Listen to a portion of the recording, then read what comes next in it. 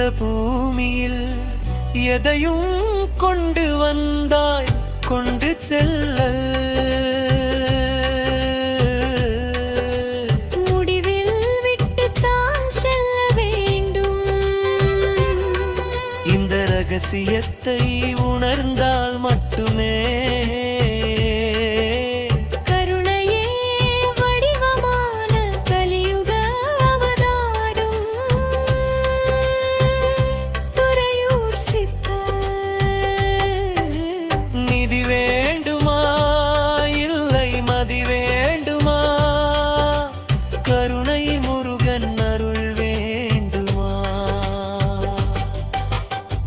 சித்தரை உணர்ந்தால் ஞானம் பிறக்கும்.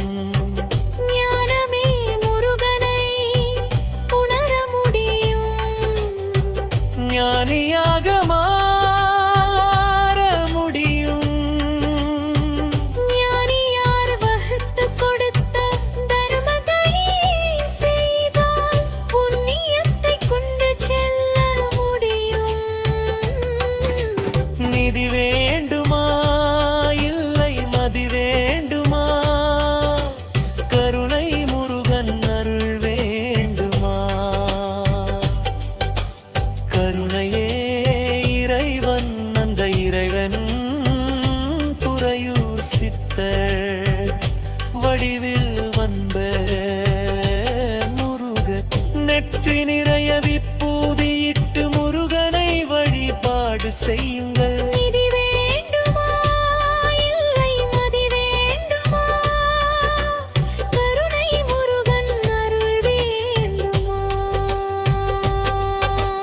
ஞான மார்க்கமே சிறந்த ஆன்மீகம் என்று உணரும் ஆற்றலை பெறலாம். முருகன் என்றால் கருணை, கருணை என்றால் துறையூர் சித்தர். நிதி வேண்டுமா இல்லை மதி வேண்டுமா கருணை முருகன் அருள் வேண்டுமா